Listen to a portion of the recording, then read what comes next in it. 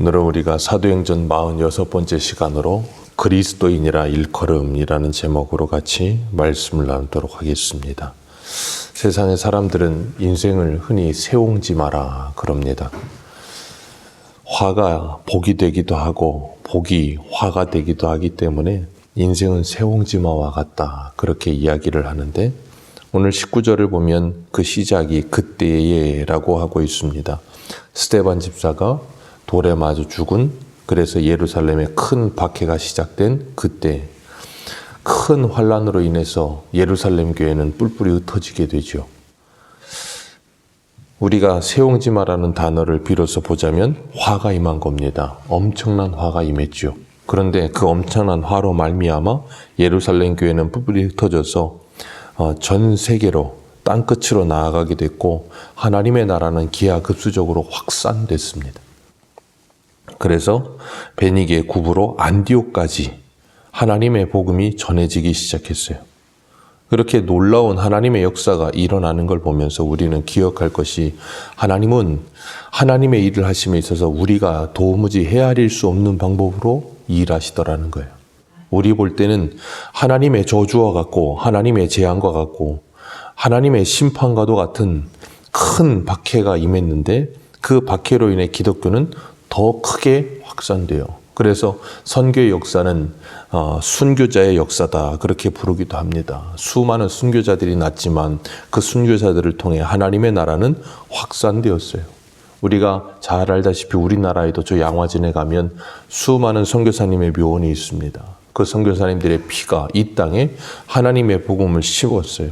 그런 것처럼 놀라운 하나님의 역사가 일어나는데, 우리 보기에는 그것이 때로는 좋아 보이지 않을 때가 있더라는 거예요. 그러나 하나님은 모든 것을 합력하여 선을 이루시는 하나님 되시는 줄 믿습니다. 스데반의 순교를 통해서도 하나님은 하나님의 놀라운 역사를 이루세요. 그리고 그의 사명이 다하였을 때 그를 데려가십니다. 그렇기 때문에 우리가 잊지 말아야 될 건 뭐냐면, 우리 눈에 좋은 일도 그리고 나쁜 일도 우리 눈에, 내 기준에 좋은 일이고 나쁜 일이지, 하나님은 그 모든 것을 합력하여 사랑하는 자에게는 반드시 선을 만들어 주신다는 것을 믿으시길 바랍니다. 오늘 19절을 보면 이 흩어진 사람들이 베니게와 구브로와 안디옥까지 이르렀는데, 문제는 유대인에게만 말씀을 전한다는 거예요. 베드로가 그랬고, 베드로와 함께했던 할례자들이 그랬고, 베드로를 비난하는 할례자들이 그랬어요. 예수님을 믿었지만, 복음을 믿었지만 여전히 이 이방인에게로 넘어가지 못하는 상태. 19절의 모습이 그랬는데, 그 중에 구브로와 구레네의 몇 사람이 안디옥에 이르러 헬라인에게도 예수 그리스도를 전파했다 그랬습니다. 그 헬라인에게도 예수 그리스도를 전파하는데 21절 우리 같이 읽습니다. 시작. 주의 손이 그들과 함께 하심에 수많은 사람들이 믿고 주께 돌아오더라. 아멘. 주의 손이 그들과 함께 하심에, 그들이 헬라인에게도 예수를 전파하였더니 주의 손이 그들과 함께 하심으로 수많은 사람들이 믿고 주께 돌아오는 열매가 맺혀졌다는 거예요. 성령께서 유대인의 울타리를 뛰어넘게 하시고 이방인에게 복음이 전해지게 하시며 하나님의 나라가 확산되는 놀라운 역사가 일어나게 하신 거예요. 그리고 그 소문이 예루살렘까지 들렸습니다. 그 말은 안디옥의 수많은 사람들이 예수를 믿기 시작했다는 거예요. 그러니까 예루살렘 교회에서 실태조사를 위해서 바나바를 안디옥으로 파송합니다. 바나바를 안디옥으로 파송하는데, 바나바가 와서 그 안디옥 교회를 바라보고 나니까 이런 일이 일어났어요. 23절. 그가 이르러 하나님의 은혜를 보고 기뻐하여 모든 사람에게 굳건한 마음으로 주와 함께 머물러 있으라 권합니다. 여기서 안디옥 교회에 도착한 바나바가 본 것이 뭐예요? 하나님의 은혜입니다. 우리가 기억할 것, 하나님의 은혜는 눈에 보이는 겁니다. 하나님의 은혜는 눈에 보이는 거예요. 그리고 하나님의 사랑도 눈에 보이는 겁니다. 우리 앞에 사도행전 9장 39절을 보겠습니다. 사도행전 9장 39절.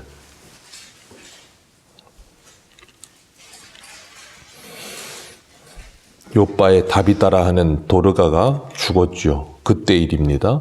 사도행전 9장 39절 같이 읽습니다. 시작. 베드로가 일어나 그들과 함께 가서 이르매 그들이 데리고 다락방에 올라가니 모든 과부가 베드로 곁에 서서 울며 도르가가 그들과 함께 있을 때에 지은 속옷과 겉옷을 다 보이거늘. 아멘. 이게 하나님의 은혜와 사랑이 눈에 보인 겁니다. 우리 새소망교회에도 하나님의 은혜가 보이는 교회가 되기를 주님의 이름으로 축복합니다. 하나님의 사랑이 보이는 교회가 되기를 축복합니다. 하나님의 은혜는 눈에 보이는 거예요. 하나님의 사랑은 눈에 보이는 것입니다. 교회는 하나님의 은혜가 가득해야 돼요. 서로 배려하고 서로 양보하고 서로 섬기며 봉사하는 모습이 누가 봐도 보여야 되는 거예요. 누가 봐도 보여야 되는 겁니다. 어떻게 그것이 가능해요? 21절에 주의 손이 그들과 함께 하시매. 하나님의 손이 우리들과 함께 할 때 우리는 하나님의 손이 되어 봉사하고 섬기며 헌신하게 될 줄로 믿습니다. 그러면 많은 이들이 이 교회에 와서 하나님의 은혜를 볼 것이고 하나님의 사랑을 보게 될 겁니다. 바나바는 안디옥 교회에서 그걸 보았다는 거예요. 그리고 그 성도들에게 권면하기를 굳건한 마음으로 흔들리지 않는 마음으로 주와 함께 머물러 있기를 권면합니다. 그러면서 24절에 그 바나바에 대해서 소개를 하죠. 바나바는 착한 사람이요 성령과 믿음이 충만한 사람이라. 교회에는 이런 사람들이 있어야 합니다. 착한 사람, 성령과 믿음이 충만한 사람이 있어야 합니다. 바나바에 대해서 사도행전 4장 36절에 이렇게 이야기하죠. 구브로에서 난 레위족 사람이 있으니 이름은 요셉이라. 사도들이 일컬어 바나바라 번역하면 위로의 아들이라 하니 그가 밭이 있음에 팔아 그 값을 가지고 사도들의 발 앞에 두니라. 원래 요셉이라는 이름이 있어요. 그런데 사도들이 별명을 붙여줬어요. 바나바라고. 그리고 바나바로 불려집니다. 위로의 아들이라는 뜻이지요. 많은 이들을 위로하는 사람이었습니다. 그리고 많은 이들을 세우는 사람이었어요. 사람을 세우는데 정말 특별한 은사가 있었던 사람이 바로 바나바입니다. 교회는 서로가 서로를 세워줄 수 있는 공동체가 되어야 할 줄로 믿습니다. 교회는 은혜가 보여야 하고 그 은혜가 풍성한 사람이 보여야 하고 그런 사람들이 사람들을 세우며 사람들과의 관계 속에서 정말 사람을 귀히 여길 수 있는 사람들이 넘칠 때 교회는 하나님의 나라가 되며 교회는 아름다운 부흥이 일어나게 되는 줄 믿습니다. 부흥은 어떤 숫자적 개념의 부흥을 말하지 않아요. 부흥은 우리 안에 죽었던 영혼이 되살아나는 리바이벌, 다시 살아나는 게 부흥이에요. 하나님의 은혜가 있는 사람들이 모이는 것이 죽어있는 이들이 살아나는 역사가 일어나는 거예요. 그럴 때 교회는 부흥하는 겁니다. 다른 게 부흥이 아니에요. 우리는 자꾸 잘못된 부흥의 개념이 우리 머릿속에 인이 박혀 있어서 사람 모이면 부흥이라고 착각합니다. 사람 모이는 건 절대 부흥이 아닙니다. 예수 믿는 사람들이 모여야 부흥이에요. 그러지 않으면 사람이 10,000명, 20,000명이 모여도 부흥이 아니에요.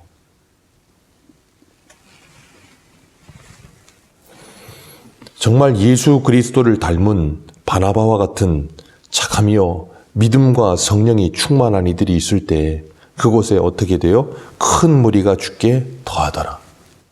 성품은 말보다 크게 말합니다.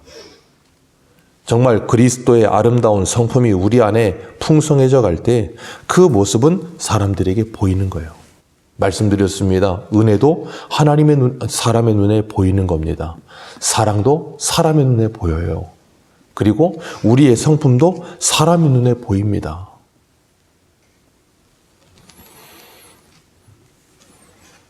그 바나바는 사울을 찾아 다소까지 갑니다. 안디옥에서 다소는 약 220km 떨어진 거리예요. 그런데 왕복하면 440km가 되는 그 거리를 바나바가 바울을 찾아가요. 오늘날처럼 핸드폰 있던 시대도 아닙니다. 전화가 어디 있습니까? 그냥 다소 가서 여기저기 찾아다녀야 돼요. 그런데 그냥 그곳을 갑니다. 그리고 바울을 찾아요. 그리고 바울을 세우지요. 우리 한 군데만 더 보겠습니다. 앞으로 가셔서 9장 26절 보겠습니다. 사도행전 9장 26절.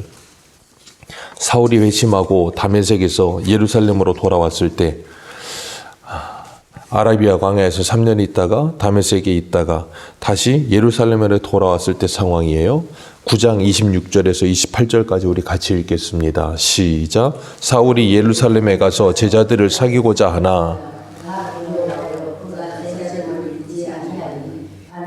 데리고 사도들에게 가서 그가 길에서 어떻게 주를 보았는지와 주께서 그에게 말씀하신 일과 다메섹에서 그가 어떻게 예수의 이름으로 담대히 말하였는지를 전하니라. 사울이 제자들과 함께 있어 예루살렘에 출입하며. 아멘. 바나바는 여기에서도 사울을 세웠어요. 누구도 사울과 교제하지 않으려고 했습니다. 그런데 바나바는 사울을 믿어주었고 사람들에게 사울에 대해서 변론해 주었고 그래서 예루살렘에서 형제들과 함께 교제할 수 있도록 하나님께서 바나바를 통해 사울을 세워주셨어요.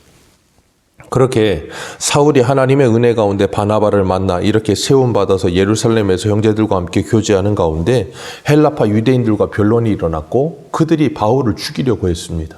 그래서 형제들이 그 소식을 듣고 바울을 자기 고향 다소로 보냅니다.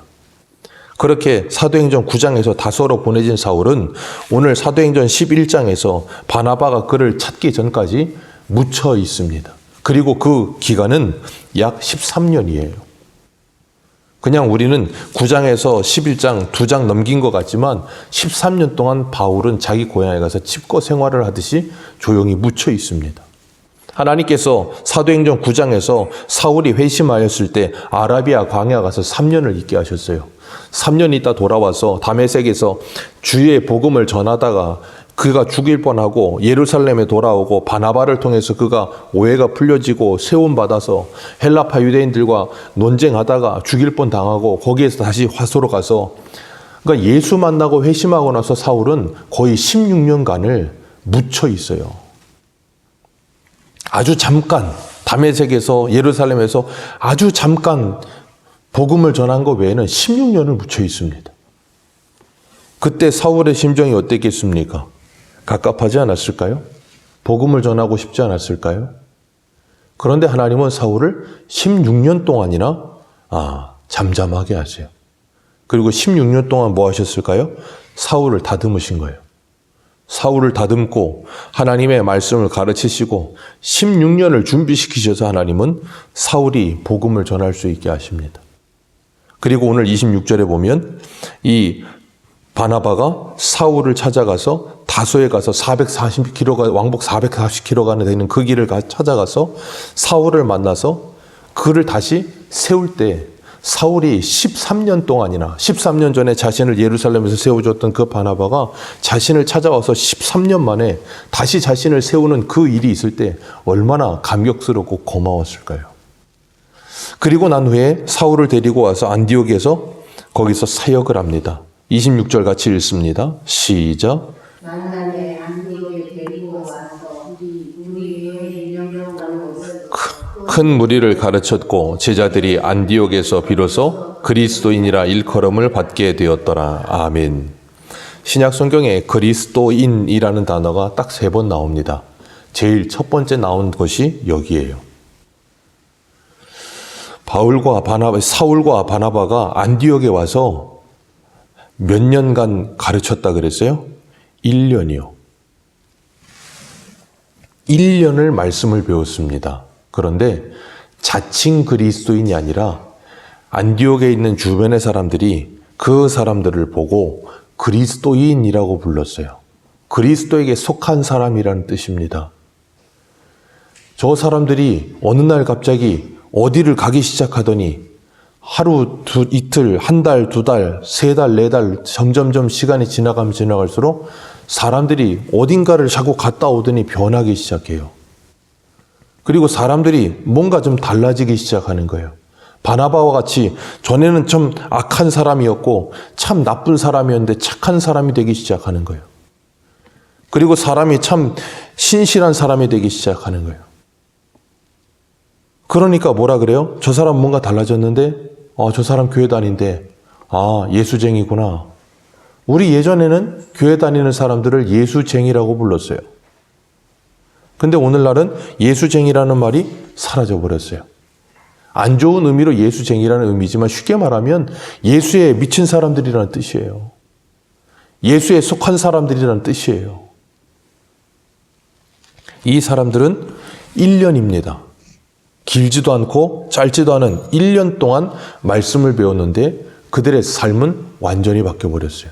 제가 이걸 어디에서 확실하게 느꼈는가 하면 저희 교회 희교를 보면서, 희교 청년을 보면서 확실하게 느꼈어요. 천안에 내려가서 건설회사에서 2년 반 지금 근무하고 있습니다. 2년 반 근무하고 있는데 내려가기 전과 내려간 후에 2년 반 만에 아이가 완전히 새 사람이 됐어요. 완전히 새 사람이 됐습니다. 전 그 아이를 보면서 쟤는 완전한 건설인이 됐구나 하는 걸 생각했어요. 운전을 하고 가면서 길거리에 포크레인이 보이고 중장비가 보이면 그 중장비의 이름이 술술술 다 나옵니다. 이름이 술술술 나오고 하루 대여하는 비용이 얼마고 어떤 공사 현장을 보면 어떻게 공사가 진행되고 있는 것이 머릿속에 그려져서 입으로 다 나오더라고요. 그리고 보면서 어떻게 하면 여기 길이 나고 어떻게 하면 저렇게 될 것 같다고 막 이야기하는 걸 보면서 제가 2년 반 만에 완전히 새 사람이 됐구나. 그걸 보면 느끼는 것, 그리스도인은 저렇게 되는 것이 그리스도인인데 라는 생각을 했어요. 2년 반 만에 완전 건설인이 됐습니다. 안디옥의 성도들은 1년 동안 사울과 바나바를 통해 하나님의 말씀을 외우더니 완전한 그리스도인이 되었습니다. 오늘 우리는 예수 그리스도를 믿었고 그리고 교회를 다닌다고 말을 하는 교회 사람들인데 우리는 교회가 되었고 그리스도인이 되었는가 하는 거예요. 자칭 그리스도인 말고 우리 주변에서 우리를 바라보고 우리의 생활을 바라보는 우리 측근에 있는 사람들이 우리를 보고 그리스도인이라고 불러주는가 하는 거예요. 정말 예수에 속한 사람이고 예수의 향기가 나는 사람인가 하는 거예요. 바나바와 같이 착한 사람이요 성령과 믿음이 충만한 사람이라 이에 그 사람으로 인해 큰 무리가 주께 더하여지더라. 우리는 정말 이런 사람인가 하는 거예요. 하나님의 은혜가 보여지는 사람인가? 하나님의 사랑이 보여지는 사람인가? 정말 주님의 섬김이 보여지는 그리스도인인가? 그래서 바울은 고린도전서에 그렇게 말을 하죠. 너희는 그리스도의 편지요 그리스도의 향기라. 오늘 우리들도 이 안디옥에 있는 교회의 성도들처럼 우리 주변의 사람들에게 그리스도의 향기와 편지가 되는 그리스도인으로 여러분들이 정말 하나님의 복의 통로로 사용되는 복된 하루 되시기를 축복합니다. 기도하겠습니다.